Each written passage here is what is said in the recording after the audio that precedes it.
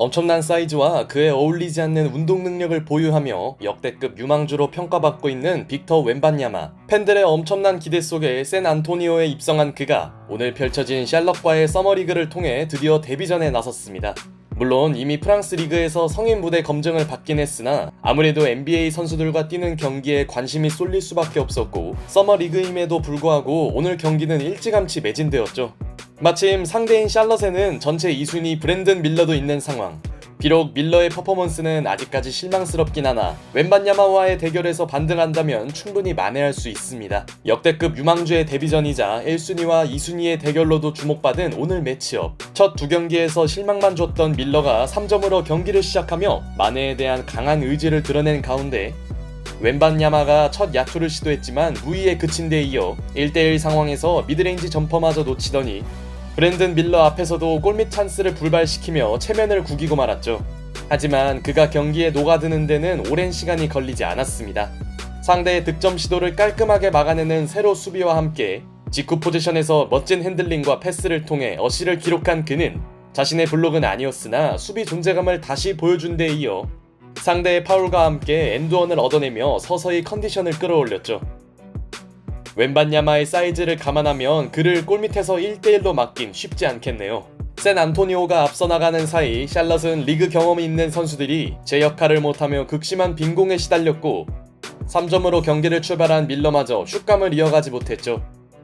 이후 출전 시간 제한이 걸려있던 웬반야마는 벤치로 들어갔고 샌안토니오 또한 공격이 잘 풀리지는 않았으나 샬럿은 부크나이트의 트롤링 속에 리드를 가져오지 못합니다.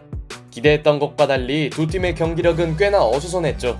샬럿은 웬반야마가 빠진 틈에 골밑 공략에 나서봤지만 1쿼터 종료 1분 전 웬반야마는 다시 코트에 투입되었고 그는 나오자마자 믿을 수 없는 핸들링과 패스 센스를 과시합니다.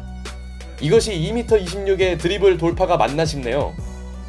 그러자 브랜든 밀러는 스크린을 활용한 3점을 터뜨리며 지난 경기들에 비해 훨씬 나아진 모습을 보여줬고 웬반야마와의 1대1에서 밀리지 않는 수비력 또한 펼칩니다.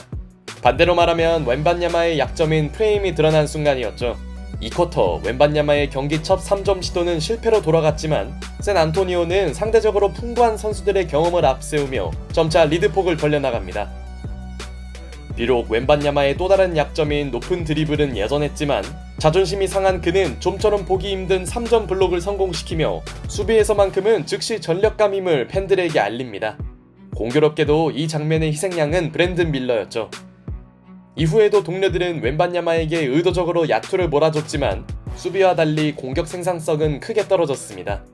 특이한 점은 그가 센터로 나왔음에도 공격 전개를 자주 한 것이었고 아마도 샌안토니오는 웬반야마의 다재다능함을 살리려는 것 같습니다. 한편 샬럿 선수들은 그의 골밑 존재감을 의식한 듯 좀처럼 페인트 존을 파고들지 못했고 샬럿의 골밑 공략은 웬반야마가 빠진 이후 시작됩니다. 웬반야마의 존재 유무가 상대팀의 공격을 좌우하는 수준이네요. 한편 두 팀의 공격 퀄리티 차이는 점점 드러났고 선수들의 단조로운 슈팅이 반복된 샬럿과 달리 샌안토니오는 비교적 이타적인 플레이를 펼치며 10점 차로 달아납니다.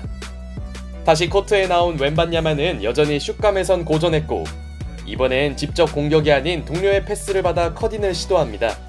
이런 장면은 그의 사이즈를 살릴 수 있는 좋은 패턴이었고 침착하게 자유투를 모두 성공시킨 그는 전반전 종료 직전 또 한 번의 환상적인 블록을 선보입니다. 전문가들의 평가대로 수비력 하나만큼은 리얼이네요. 전반전 웬반야마의 기록은 5득점 5리바 3블록, 공격에선 아쉬웠지만 그의 높이를 확인할 수 있는 시간이었습니다. 후반전이 되어서도 샬럿의 야투율은 반등하지 못했고 그 사이 샌안토니오의 리드폭은 16점으로 벌어져갑니다. 참고로 전반전 두 팀의 어시스트 차이는 10대4였죠. 그러자 동료들의 경기에 답답했던 밀러는 적극적인 파울 유도에 나섭니다. 확실히 지난 경기들에 비하면 분명 나아진 모습이긴 했으나 그렇다고 홀로 팀을 이끌어 나갈 정도까지는 아니었죠. 이 무렵 웬반야마는 자신의 슛감을 의식한 듯 3점 시도를 자제했고 샌안토니오는 다른 선수들의 꾸준한 득점을 앞세워 여유 있는 간격을 유지해 나갑니다. 이 와중에 밀러는 오늘도 파울 관리에 실패하고 있었죠. 물론 샬럿이 웬반야마에게 당하기만 한 것은 아니었습니다. All of it's been great. Great for him, great for us, and will learn every step of the way. A welcome to the NBA moment right there. Your timing was not impeccable. 운동 능력만큼은 리그 탑급인 카이 존슨의 엘리웁 덩크는 웬반야마의 자존심을 크게 무너뜨리기 충분했죠. 이 장면은 무기력하던 샬럿의 분위기를 끌어올렸고 NBA의 쓴맛을 느낀 웬반야마는 벤치로 물러납니다. 그러나 샌안토니오의 처진 흐름은 살아나지 못했고 이 시점 밀러는 위력적인 트랜지션 덩크를 꽂아 넣습니다. 웬반야마에게 기대했던 장면을 밀러가 보여준 순간이었죠.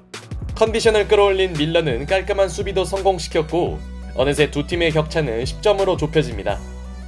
점프볼 이후 가장 큰 위기를 맞은 샌안토니오는 타임아웃을 통해 코트 분위기를 수습해 나갔고 이 무렵 밀러와 웬반야마는 1대1 자존심 대결을 펼치기도 합니다.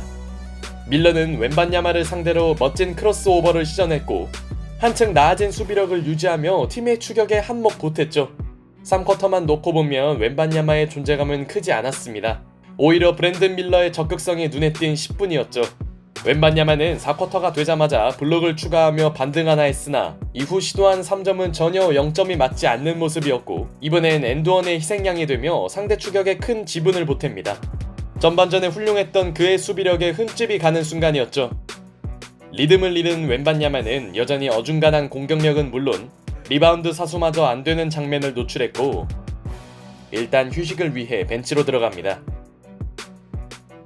다만 그렇다고 샌안토니오의 리드가 사라진 건 아니었습니다. 샴페니의 인유어 페이스 덩크는 어수선한 분위기를 바꿔놓았고 샬럿은 좀처럼 한 자릿수 이하로 격차를 좁히지 못했죠. 특히 샬럿이 11점 차까지 추격했던 종료 6분 전 브랜든 밀러가 범한 공격자 파울은 꽤나 뼈아픈 장면이었습니다. 한편 서머리그를 폭격하고 있는 샴페니는 중요한 3점은 물론 동료와의 2대2 플레이를 통해 실질적인 에이스 역할을 수행하며 지난 시즌 15경기를 소화한 짬을 발휘합니다. 그러던 종료 4분 전 포포비치 감독의 미묘한 웃음 속에 다소 체면을 구겼던 웬반야마가 투입됩니다.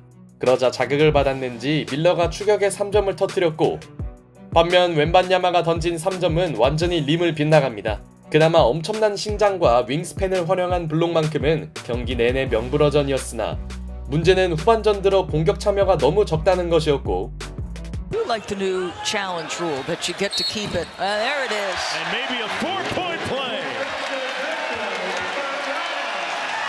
후반전에 꽤나 실망스러웠던 웬반야마는 4점 플레이를 만들어냅니다.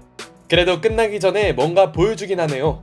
이 플레이로 그는 9득점을 채우는데 성공했지만 곧이어 시도한 스텝백 점퍼는 실패로 끝났고 지나치게 큰 신장에서 나오는 높은 드리블은 턴오버로 이어집니다. 샬럿의 추격은 끝나지 않았지만 남은 시간은 부족했고 결국 경기 내내 리드를 유지한 샌안토니오가 승리를 가져갑니다. 엄청난 기대를 모았던 웬반야마의 서머리그 데뷔전 최종 스탯은 9득점 8리바 5블록이었죠. 예상대로 수비에서는 몇 차례를 제외하면 위력적이었으나 문제는 역시 어정쩡한 공격력이었습니다. 사이즈를 감안하면 훌륭한 핸들링을 갖추고는 있으나 그렇다고 메인 핸들러를 맡을 수준까지는 아니고 한 경기이긴 하나 원래 강점이 아니었던 슈팅에서는 최악의 모습을 노출했습니다. 그러다 보니 후반전에서는 그의 공격 참여가 적어졌죠. 서머리그인 만큼 최대한 다양한 플레이를 하는 것도 중요하지만 향후에는 보다 간결한 득점 패턴을 찾아야 할 것 같네요.